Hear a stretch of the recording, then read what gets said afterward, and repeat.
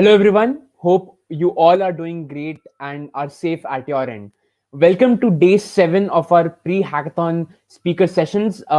This entire week, we have been filled with amazing speaker sessions from people coming in from a diverse range of backgrounds and keeping all of you posted on the latest technologies with the help of live workshops, talks, and discussions.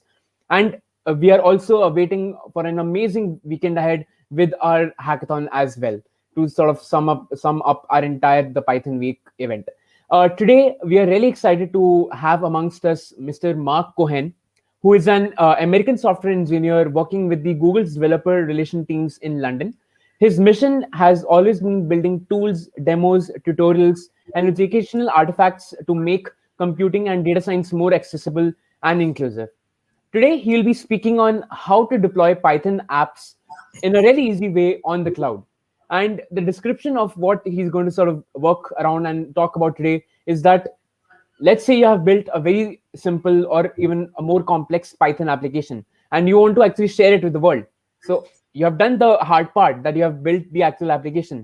Then how can you now share it with the world and deploy your Python application? So today he will be going us through using Google Cloud Run to actually deploy a scalable, a cost-effective, and a fun way of deploying any kind of a Python application using Google Cloud.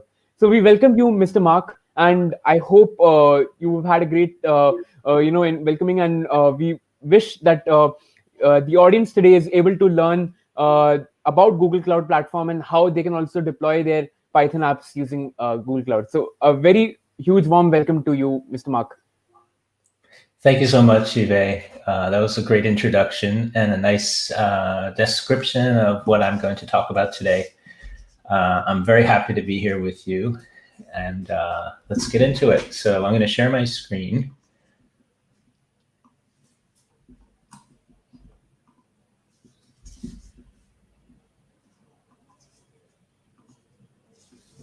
So hopefully you should all be seeing a browser window and a console shell window. I'll go full screen with the browser. And as Uwe had said, that when you build apps, it's terribly exciting when you get something running. But the next thing for me at least, the next thing I want to do is show someone, look what I did. Look at this cool site. And that requires you to share it, which is a lot of the fun of producing something new. But if sharing it entails giving someone some code or having them clone a GitHub repo or something like that, it's kind of frictiony. That's not such an easy experience. So you really want to put something up on the web, and that's what I want to tell you about today. And we'll focus specifically on the domain of Python applications.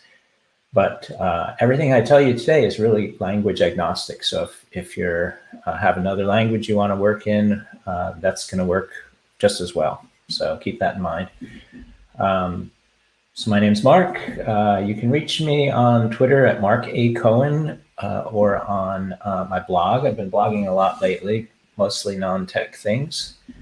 A lot of political things happening in my country, and a bit spoken on those topics. But I did want to mention one thing, which is if you go to my blog, there's some courses that I teach. I do a Python course every so often. It's for beginners, but I invite people, especially underrepresented folks and women, to people who are underrepresented in the tech industry, to join in. It's a free course, and keep an eye on my blog and Twitter feed if you're interested in that, or if you know someone who might be interested.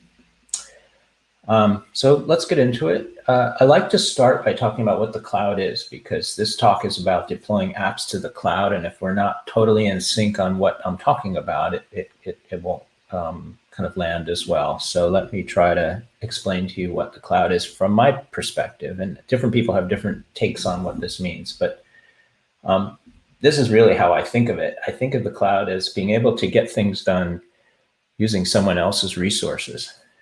And someone else's, not just physical resources, but their kind of work around keeping things working for you. So it's especially true where you get someone who's going to worry about maintaining the hardware, the software, provisioning it, doing the system administration, worrying about security issues, making sure the network is reliable, making sure the application recovers if hardware components fail. All of those things are important to think about when you deploy an application. And for me, that's one of the biggest advantages of using the cloud is I get to just concentrate on my application and let somebody who's really good at it take care of everything else. There are other advantages to the cloud, obviously, particularly economic advantages, being able to scale up your resources just when you need them and then not pay for things that you aren't using, and centralization of resources. And we could go into a lot of different dimensions, but these are all valuable things about the cloud. But again, as a developer, my main advantage that I see and think about every day is that I can really focus on my app and let other people take care of all the underlying stuff. And this is sort of belaboring that point. Probably I don't need to spend much time on this slide, but it's just reviewing the things I really don't care about too much. I mean, I care about them working, but I don't want to concentrate on them because I'm a developer. I like coding. I like making things work and developing new capabilities. I don't like worrying about all this other stuff that's really system administration and infrastructure management oriented. What I really want to think about is solving my problem. So that's what the cloud means to me. The problem with using the cloud, so people say, okay, yeah, use the cloud. It's the cool thing to do, and it's got all these nice advantages.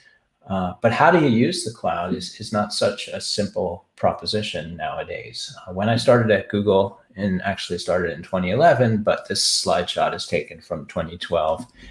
This was what the Google Cloud looked like. It had four products. And everyone kind of understood what it could do for you. Nowadays, the landscape has changed quite a bit. There are literally over 100 products, maybe it's over 200 now, and services. And it's really hard to wrap your head around all of these capabilities. And I would say no one person can really be an expert on every one of these. Maybe there are a few people, but the average person doesn't want to spend the time and really shouldn't have to know what everything is on this screen.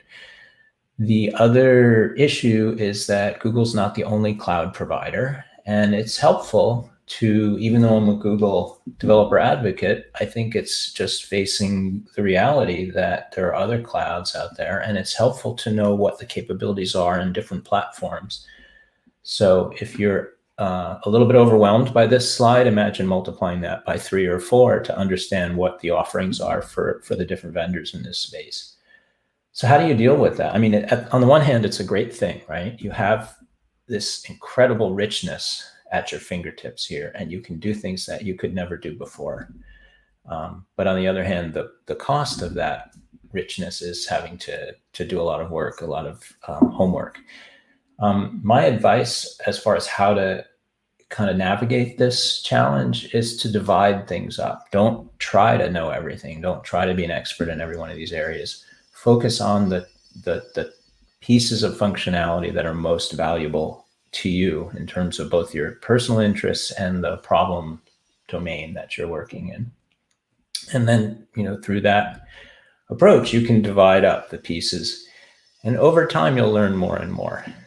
The other advice that I have for you is to do problem-driven learning. So rather than saying, okay, I'm interested in machine learning, so I'm going to focus on this portion over here, AI and machine learning products, which continues up here with a different color header. I'm not sure why, but I'm going to focus on this area. This is the one I'm going to dive into. But even within this group, there's a lot to learn, a lot to study. And the approach that I advise is rather than saying, okay, let me study all these, let me learn them all before I do anything, rather just the opposite. Pick a problem you want to solve in this space and start using the tools that seem the best fit for that problem.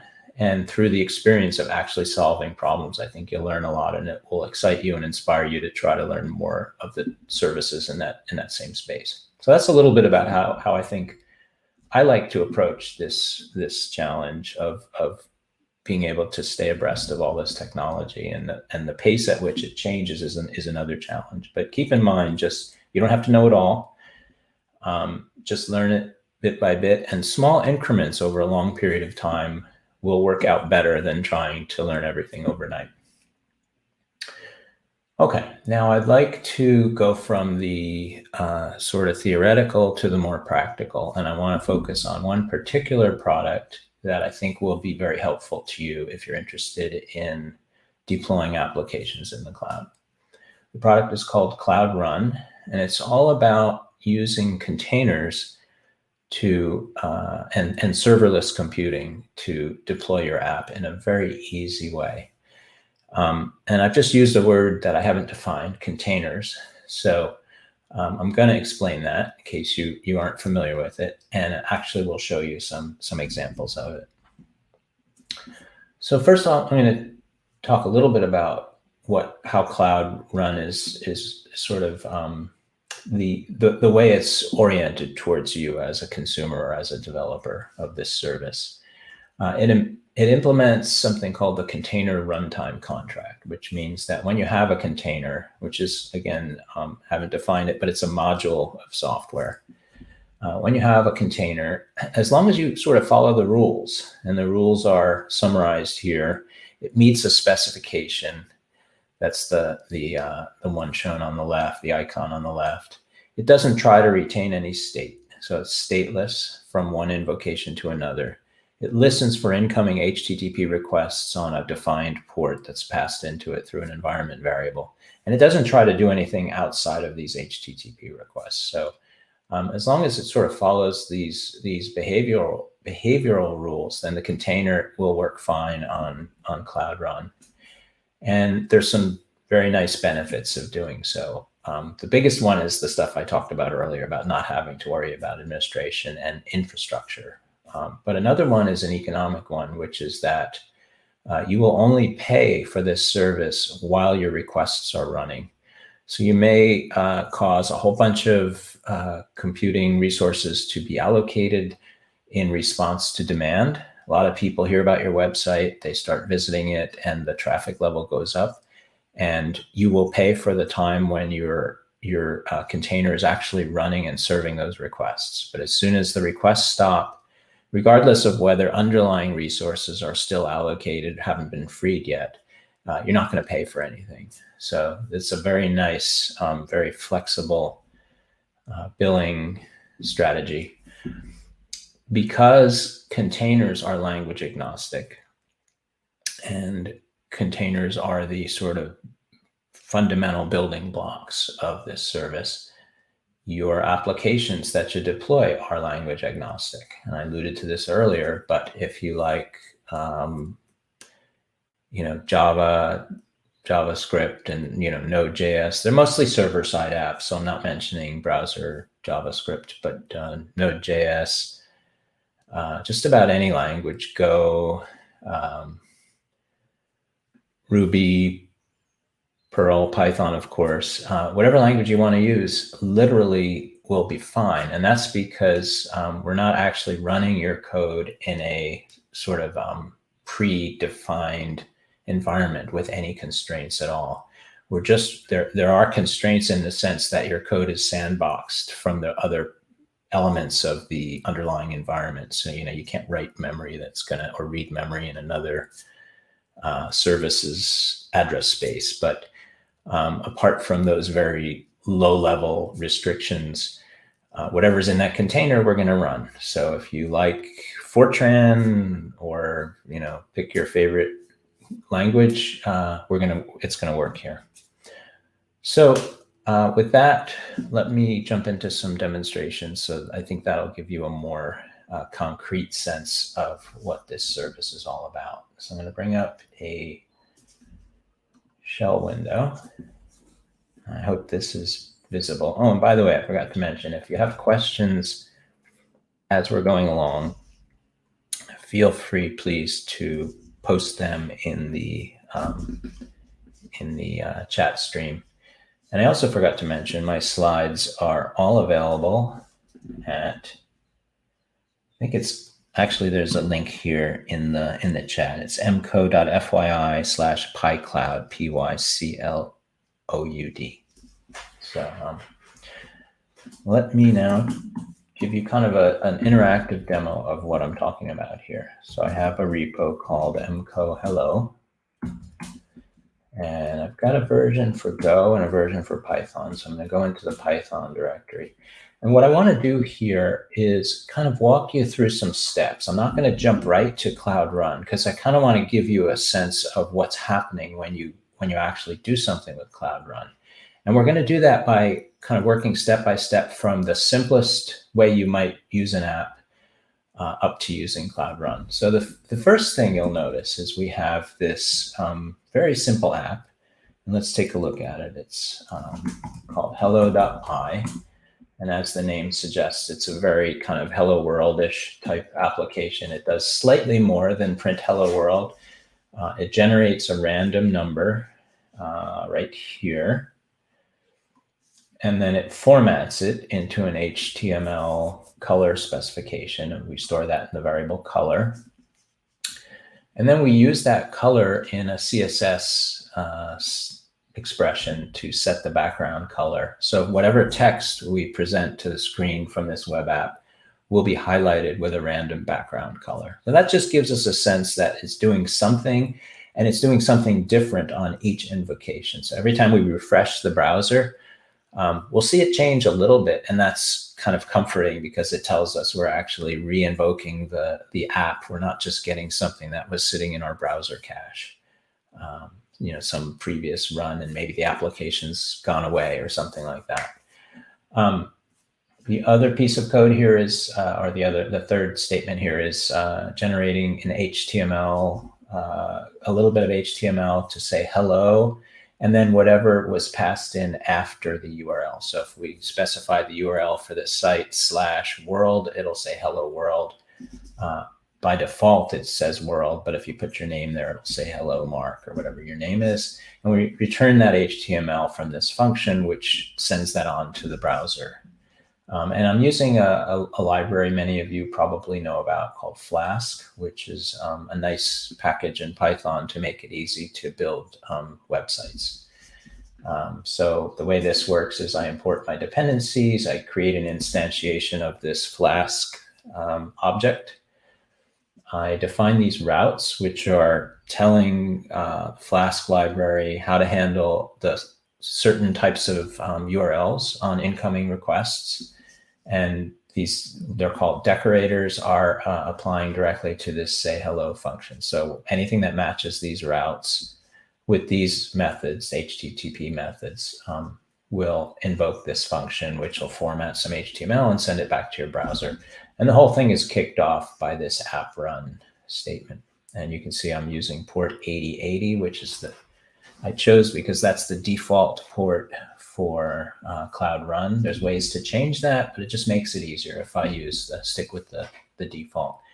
Not going to use Cloud Run yet, but I'm just sort of doing that in preparation for when I get there. But right now what I've got is an app that should work all by itself. So let's try running it. I'll say Python hello.py,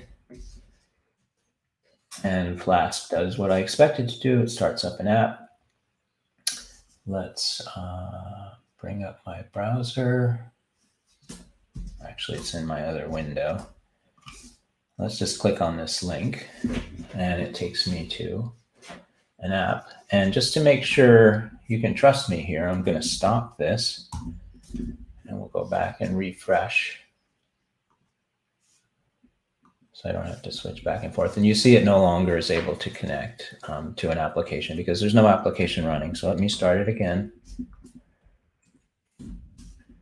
Go back and reconnect by reloading the browser, and there it seems to be working. It's giving me different random background colors, as you can see. And as I mentioned, I can put a string after the URL, and it peels that off and says hello Mark. Okay, so not a terribly impressive application, but simple enough and something that I can run here locally without any trouble. Now, let's say I wrote this and I was excited about it because maybe it was my first app that I ever wrote and I wanted to show someone. So I'd like to share it with them. And as I said earlier, it's not the most convenient way to share if I throw a lot of source code their way, but this isn't such a bad app. I could give them a small number of files, basically the hello.py and the requirements.txt file, which has the single requirement that this app uses, Flask. So I could give somebody 2 files and say, run Python hello.py, and it should be fine, right? Now, the downside of that is the requirement says Flask. It doesn't say what version of Flask. And if I give this app to someone who has a different version of Flask on their app, it's not going to necessarily work the way we expect. Of course, this is doing such simple things that it probably is going to work fine. But this is a symptom of a broader problem, which is as the complexity of the application grows, typically the complexity, the dependencies expand. And the more dependencies you have and the more complex they get, the more risk that somebody will inherit something in their environment that looks like it meets the requirements, but actually doesn't, and your app will break.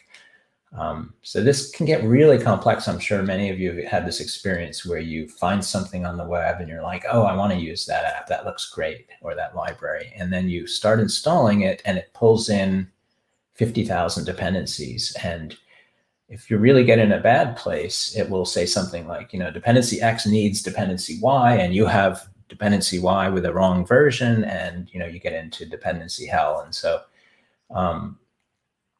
this is the pitfall with sharing apps. And the answer to that, the solution to that, is to use containers. One solution that's become very popular for good reasons is to use containers. And the good reason is it works and it's relatively straightforward.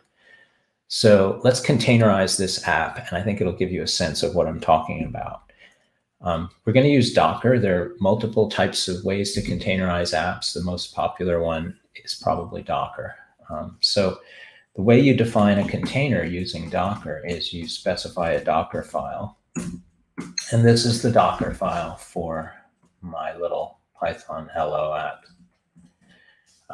We can go through these one at a time. The from Python 3 says start building this. So this file is sort of a blueprint for building a container. It's telling Docker, here's how to make my container. So the from tells it, start with this as the basis. So Python 3 is a well-known, established kind of foundation for Python containers. The work dir is kind of saying, this is where I want the home directory created if it doesn't already exist, and let's make that the place where everything happens in this container by default. I add my source file, my hello.py, to that directory or folder in this container. I add the requirements.txt file to the same directory. Then I run a command, and this runs at the build time, at the time when the container is being constructed. Or the container image, I think, is probably the right terminology. So the run command does pip install -r requirements.txt. This is telling the Python environment that I want everything in requirements.txt installed here. Now, the only thing we saw in that file was Flask, so I'm telling it to install Flask.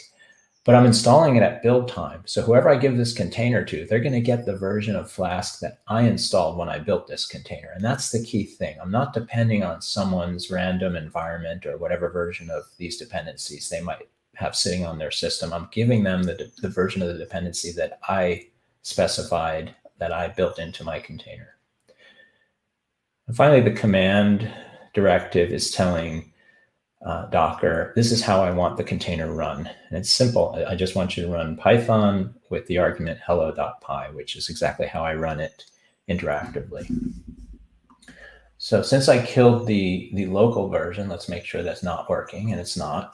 And let's build the container. Now, with the Docker command, I can say PS to make sure there are no other containers operating right now. And now I can say Docker build to build the container, but there are a few different things I want to do here. So I've simplified it with a script called ldeploy, which stands for local deploy. Let's look at what this is doing. Set -x, this is a shell script, and it's telling bash or whatever my shell might be to give me some information, some feedback. on the commands as it executes them. I set an environment variable, and this environment variable tag is the name I want to associate with the container image once it's built. Then I give the command docker build. Dot means build it from the local directory. I could specify a path to any directory there, but I'm saying do it right here and associate that tag or that name with this container image when it's built. So this is just saying, take my blueprint, my Docker file, build a container out of it, name it, tag, whatever the value of tag is. And then once it's built, I run it.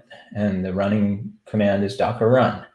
The -d, I think, I actually forget what that does. If somebody wants to fill me in the chat, that would be great. I think it maybe is telling Docker to redirect standard input and standard output, but I can't quite remember.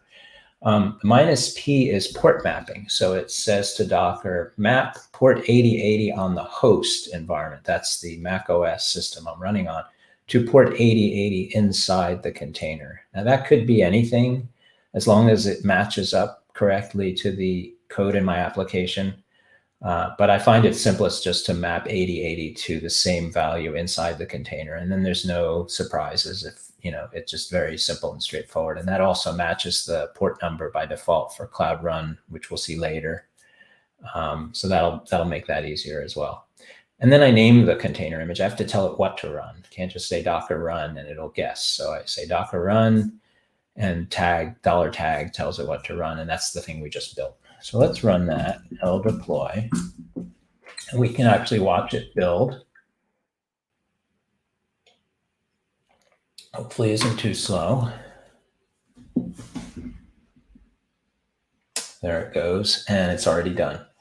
So now if I say docker ps, which is the Docker container version of the Unix or the Linux ps command to list the running processes, we see we do have a process running, or rather, I shouldn't say a process, we have a container running. Here's the container ID. And one nice tip to know about is if you want to work with Docker and do something on this container image, this running container, you can specify just the first 3 characters in that container ID. You don't have to specify the whole thing. Anyway, this should be running and it should be active now and mapping 8080 to 8080 inside the container. So if I reload this, it should just work, and we see it does. Once again, if I stop the container, so if I say docker stop 83F3, now docker ps shows me nothing's running. And if I reload this, it should hopefully fail, which it does. Okay. So we've gone from a local app to a containerized version of the local app. And the nice thing now is I can upload that container image to what's called a container repository. And I can give someone a command to run. I can let Docker run. I can give them actually the command you see there. I can pretty much give them just that command. And Docker will fetch the image and run it locally. And now all of the dependencies are taken care of. I'm not sharing source code. I'm sharing a kind of a modular thing that contains everything you need to make this app run. And I have the confidence that the way this app worked when I ran it locally is exactly what you're going to experience when you run it on your computer. That's really powerful. That's something we've been striving for decades in the computing industry. And that's why people are so excited about Docker. And hopefully I'm not boring you too much in that you may already all know Docker and love it and use it all the time, but that's what it's all about. So now I want to move on to Cloud Run, because even though Docker gives me a lot of power, it's still not the most convenient way to share my application. I still want to be able to just deploy it to the web and let you use it. So I'm going to use Cloud Run for that. And Cloud Run kind of looks like this from the Google Cloud perspective. So before I go into actually the command line, I want to just take a step back and show you a little tour of Cloud Run from the Google Cloud admin console. You can generally access Google Cloud features in one of 3 ways. Well, any of 3 ways. There's this web console type user interface that I'm just about to show you now, there is a command line tool called gcloud, and then there are APIs that you can use in any language. So we're going to explore the first two a little bit, but let me just show you what the console looks like. This is the place where you'll access all of your Google Cloud services. Up here on the left is a navigation menu. So, you can choose among lots of different products and services. This pull down here is your project. So you typically define a project for every collection of resources. I kind of think of this as one-to-one with your applications typically, but it doesn't have to be organized that way. It's however you want to set things up. So I've got this MCO Cloud Run project, and I've chosen the Cloud Run service, and it's showing me my different services that I've created already. I can always create a new service, and I can do that by specifying the input. So I tell it, this is where I want the application to run, which region. It sort of walks me through. It wants me to specify service name, give it some random stuff for right now. It wants me to tell it what container image. So this is that tag value that I showed you in the command line. This is essentially the name of the container. And I can also even say continuously deploy new revisions from a source repository. I apologize, this isn't very big type, but hopefully that's a little easier to see. There's some advanced settings, like here's the container port. I mentioned you can change that, but by default it's 8080. Lots of other things. And kind of another really important thing is I can configure the amount of memory and the number of CPUs, or virtual CPUs, I should say, for each container instance. Lots of other stuff. There's auto scaling, which we'll see in real time, but I can specify a minimum and a maximum number of instances. The minimum is nice because I might want to guarantee a decent response time at the smallest levels of traffic. And the maximum is nice because I might want to limit my billing. Although typically if you're getting enough traffic to hit that maximum, you probably want to continue sustaining that traffic if it's certainly if it's a business type application. You can configure how this service is triggered, and I have to give it an app, so I'll use this sample one right now.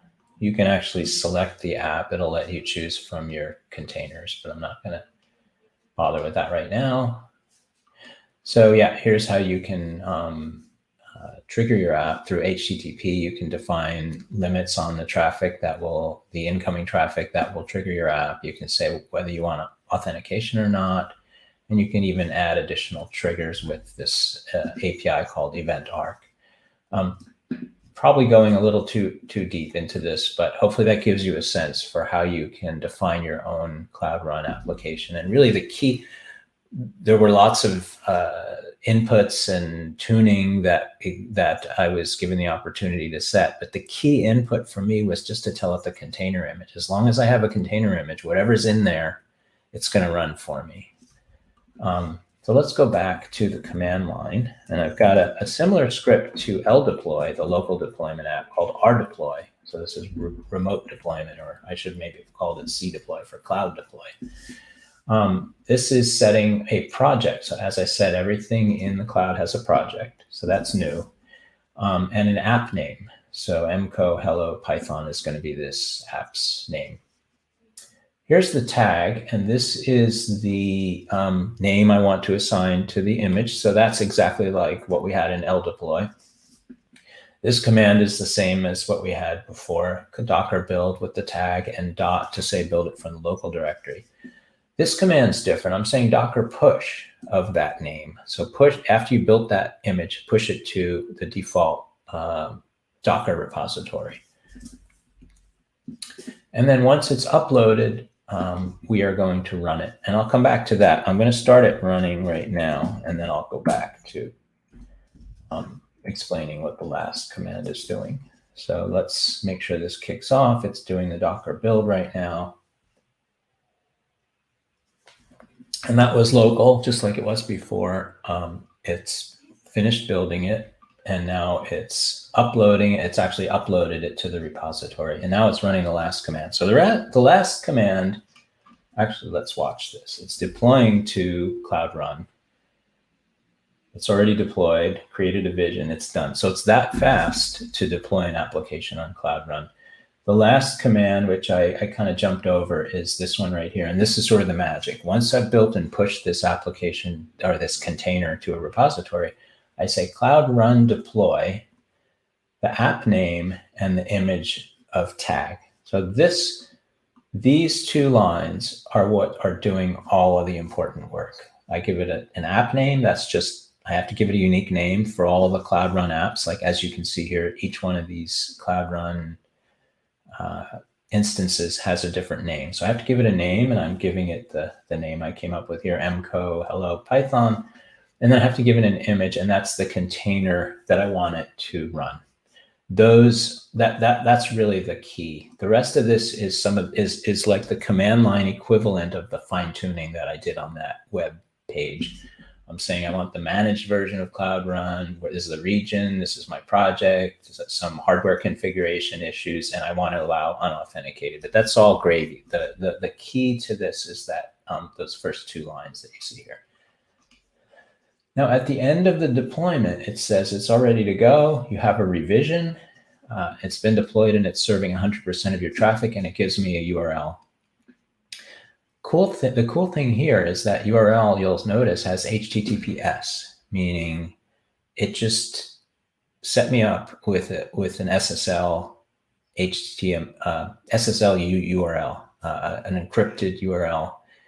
I didn't have to do anything with certificates or anything else. It just automatically gives me a secure URL, which is really nice. I can click on this link, and there's my app, the same one we've seen. And each time I refresh it, I get a different color. So it's exactly the app we've been seeing all along, but now it's running in the cloud. And it's not just running in the cloud, it's automatically scaling. It's got load balancing. It's got error recovery. I'm only paying for every time it's actually used. And the price is so low, if I'm only using it for a hobby project, it's like, incredibly trivial cost. I can say more about that later, but that's it. That's all it takes to run the app in the cloud. And this is super powerful. The next thing I want to show you is I mentioned that it's automatically scaling, and I want to sort of prove that to you by going to this site I use. This is an external site called loader.io, which I like to use for load testing. So I have a predefined app here. Actually, before I do this, I want to show you something. This list of Cloud Run apps has my app name here that I'm playing with right now, mco hello Python. If I click on that, I can get a list of revisions. It keeps track of every instance that I deploy. And let's see, 13 hours ago. It should be mco hello. Okay, I've got two versions of mco hello Python. And I think the one I clicked on was this one. The reason there are two versions is because I was playing with it in two different regions. So this is the one in Europe West 1. I think that's the one I'm deploying now. Let's see. No, I guess it's the other one. Let's go back to the one in US. Yeah, I think that's because I was playing with this manually and choosing Europe, but then my shell script is assuming a different version. So hopefully this revisions page has yeah, there it is. So 4 minutes ago. And it'll keep track of, I would have expected to see more images than just this one, or more revisions rather. But this is the one I just deployed now, and I can select that, and can't do manage traffic because I only have one. It says requires at least 2 revisions. But what this manage traffic will let me do is say I want X% to go to this revision and Y% to go to that revision. And that's really helpful because I can use that to test a new revision with just a very small percentage of my traffic to make sure it's working okay. That would typically called canarying And I can do an A/B test. For example, if I had multiple user interfaces, I could say I want 33% to A, 33% to B, 33% to C, and then I can get measurements as far as how people like or react to different versions of the user interface and so on. Okay, let's go back to the performance test here, or the load test rather. Let's just show you how this is set up. This is going to run 1,000 clients. So that's 1,000 independent parallel software instances of a load tester. And it's going to run those every second. 1,000 of those clients are going to make one request. And I'm going to run the entire test for 15 seconds. So that should give me 15,000 requests over the 15 seconds. And this is where I tell it, this client requests is where I tell the app what I actually want it to do every second. And it's to run this app. That's the one I'm just playing with now with this path test. So it should say hello test with a random color and just do that over and over again. Let's run that test.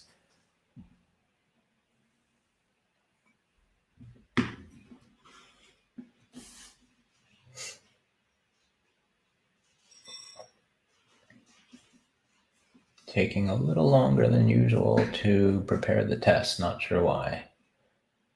In another few seconds, I'm gonna abort this and we'll try it again. Try again. Okay, here we go. Not sure what happened there, but we're now doing 1,000 requests every second, and this should finish in about 5 seconds.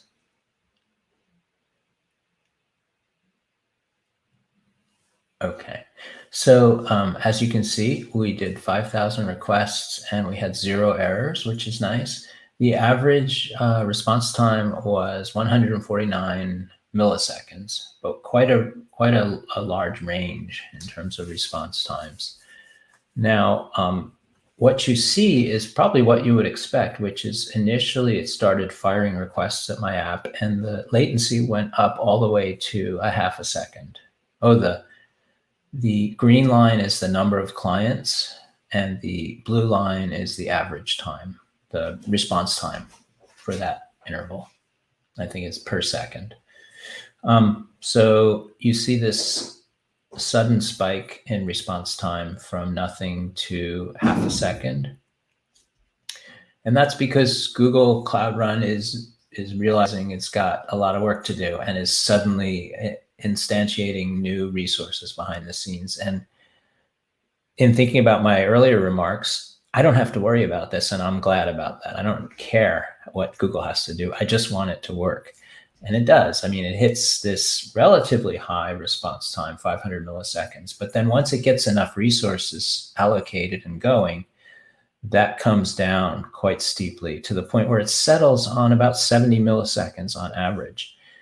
Now, obviously, that's a little bit of a bump there, but it's only, 3 seconds worth of penalty. And then for the rest of the time, you're fine. And if I run this test again, I think you'll see that the resources are still running. So whereas the first test, that initial peak was 500 milliseconds, this one's a little bit lower. It's peaking at 300 milliseconds. And you can see it's sort of started to jump up about halfway rather than initially, because it had some resources left over, presumably from the last run. But the average came way down. I think it came way down. I can't remember what the average was. I think it was 200 something. But anyway, if you're concerned about that startup, there's, as I said, when I was going through the web page, there's a way to say I want a minimum number of instances, and then you should see a smoother curve and you should see less of this initial peak.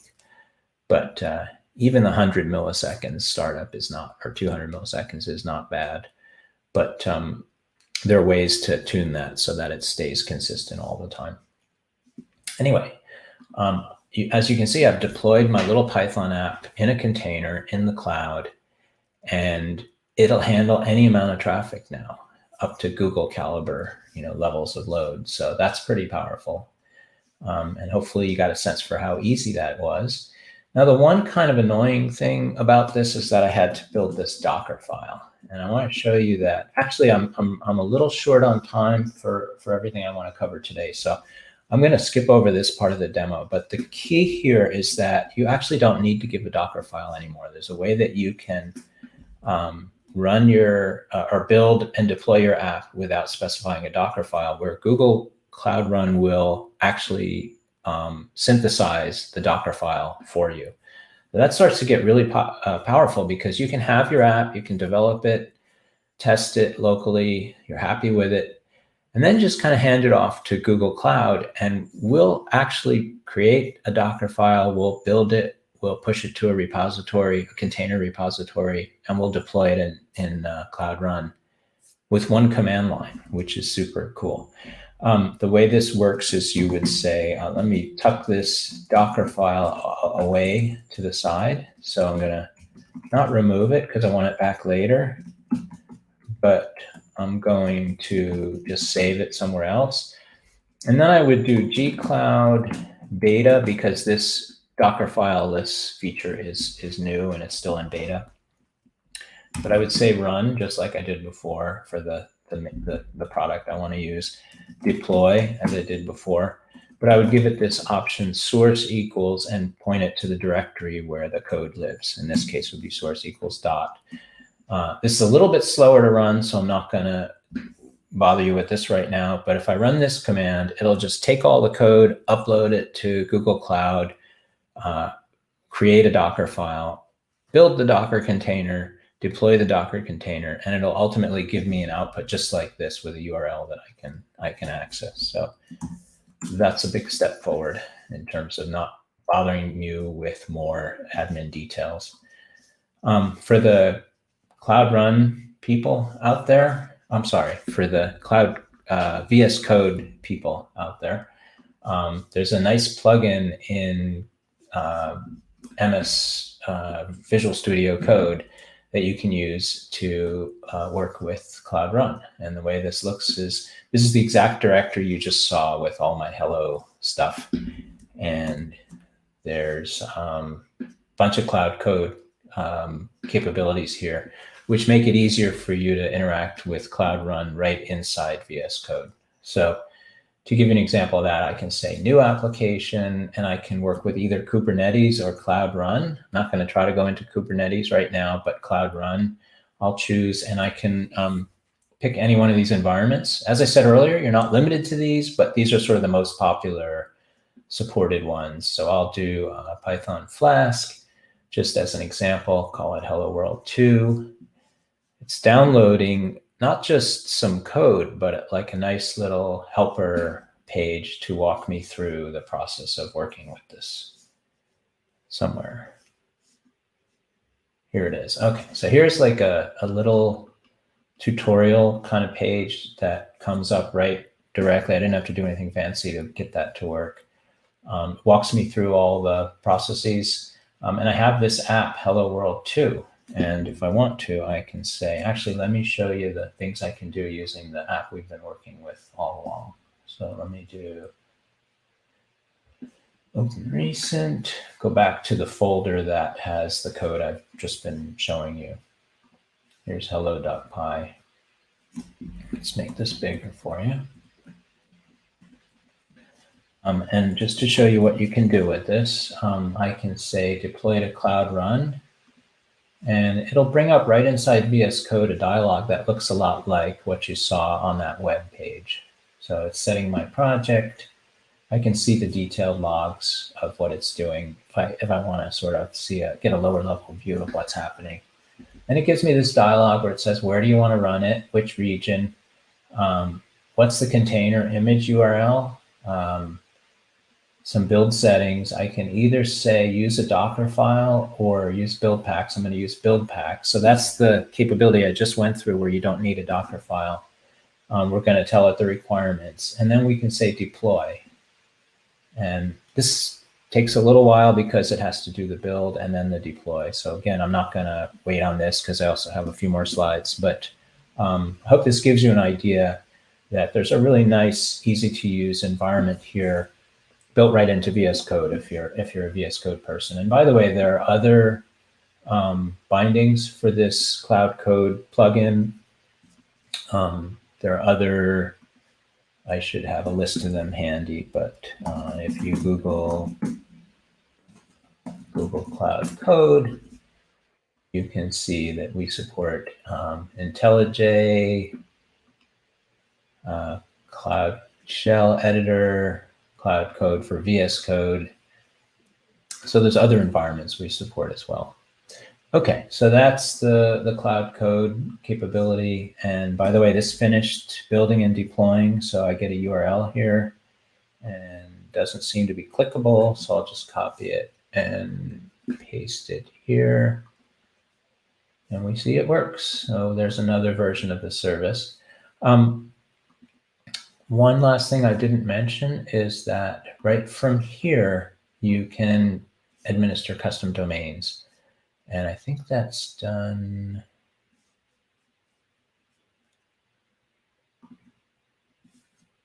Yeah, domain mappings. I don't know why that wasn't giving me like a hover hint, but so I can say add mapping, and I can say select a service. So hello Python. I think I've already done that one, but you specify a domain, and yeah, it looks like I have mcotest.com.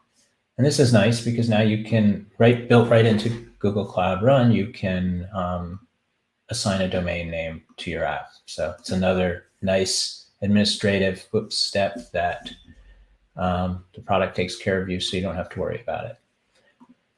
Okay, so that's the end of the demos that I wanted to show you. I just wanted to emphasize that, I've mentioned a whole bunch of advantages you get from deploying your app with Cloud Run, but some of the ones that you almost take for granted are when you do this, you're taking advantage of the same network, same infrastructure that's powering 7 different products at Google that are, each having 1 billion users. So you're reusing probably one of the world's best computing infrastructures, including Google's global network with private fiber links between continents and all that kind of stuff. So just to summarize, the journey we've been on today is we took a local application, kind of a developer view of an application. We containerized it, and we turned it into a production app. And by the way, the containerized thing I kind of showed you for illustration purposes. Normally, I wouldn't even bother with that. I would go straight from local to production. And when we went to production, we ended up with built-in support for any language at all. As you saw, SSL, custom domain naming, automatic scaling, versioning, traffic distribution, load balancing, and a continuous integration deployment thing we can do with where we just push a new version to GitHub and it automatically kicks off a build, and so auto build as well. And if you think about how many lines of code did I have to change in order to go from a completely local developer environment to a very powerful production environment, I didn't have to touch my app. And that is really one of the most powerful statements I think I can make about Cloud Run. Got some resources for you here to look at your convenience. And I wanted to tell you about the free tier. There's a way to sign up for Google Cloud such that you can get $300 of credits for, I think that might have changed from 12 to 6 months. I'm not sure about that. I should refresh this slide, but check out cloud.google.com/free if you'd like to try that. And I say this at all my talks. I really like this as a model for the work that I do. This is Tim Berners-Lee, who invented the World Wide Web, and he really designed it in such a way that made it easy for everyone to use. And I think that is a great philosophy. And as you develop your own apps or begin your own career, or maybe you're already into your career in computer science or programming, I think it's a great thing to keep in mind is to always try to make your applications and the services you build for other people as accessible and easy for everyone to take advantage of. With that, I will take any questions. I see I have a few questions already, but I think I may be out of time here. So let me know if I have a few minutes to take questions, or if I should close up now and just do the questions offline. No, I think that we can definitely take up some questions here. And first of all, again, a very big thank you, Mark, for taking up such an amazing session on deploying applications using Cloud Run. So I like personally, I even got a lot of knowledge on how you can create your Docker files and then help them to upload on Cloud Run. So definitely really informative session and fun filled, like your other talks are always are. So again, like a really big thank you. In case we have some questions, we can highlight them on this. So the Panjan asks, when you build the Docker image, was it automatically uploaded to the Google container registry? Typically, that when you're using the Docker command, that's an explicit step. So when I ran that ldeploy script, I didn't upload it to the registry because I didn't need it to be there. I was purely running the container locally. When I went to the remote deploy version where I pushed it to Cloud Run, I did explicitly upload it. But as you saw later, when I went to the gcloud command that does the building, that uploads it for me automatically. So it really depends on what the scenario is and how you're using the tool as to whether you need to explicitly upload or not. All right. And then Manav asks, in what way does autoscaling happen? So that's a good question, but it sort of depends a lot on what you mean by in what way, right? There's a lot of algorithms behind the scenes, and I suspect what you mean is like, what's the actual algorithmic process behind scaling? Does it start with one and then double it every time a certain threshold is hit? And I actually don't know the details, the implementation details of how that works. But what I will say is that it seems to be quite responsive. As you saw, within a couple of seconds, it drastically configured enough resources to handle my load. But if you find it's not responsive enough for you, there are various ways to tune that based on the hardware configuration and the minimum instances you want to deploy. Actually, I wanted to just have a follow-up question on this. How would you probably define the difference between autoscaling and load balancing, or would you treat them as the same? I would consider them different. I think load balancing is being able to share the load across multiple instances, as you know. But it doesn't say anything about the total amount of resources you have available, whereas auto scaling is specifically giving you the ability to match the demand by scaling up the number of computing resources you have available. Also, load balancing can have a connection with resilience and application recovery to failure and regional routing and lots of other things. Like typically you want to run your application, or you want your user to connect to the application that's as close to them as possible to minimize latency. And so load balancing, it touches all those different areas. There's definitely an overlap, right, between those two, but they do have distinct functions. All right. Do we have any other questions? Okay. So Nishchal asks, Firebase also provides almost the same features as GCP. So which platform to consider? So it's a little different from Cloud Run in general, and I realized that I'm here not just for Cloud Run, but for Google Cloud in general. Firebase and Google Cloud are complementary to a large extent. Firebase is a perfect solution for mobile application development because it provides a really simple database in the cloud kind of model for storing and retrieving your application data. Cloud platform in general is more extensive, more, I would say, aimed at higher end and commercial applications, although it's perfectly fine for hobbyists and experimenters as well.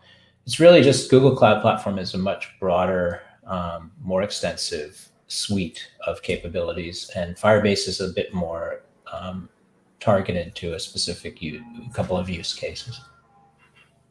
Okay. And Sahil asks, in what way would you recommend deploying the project, through UI or through CMD?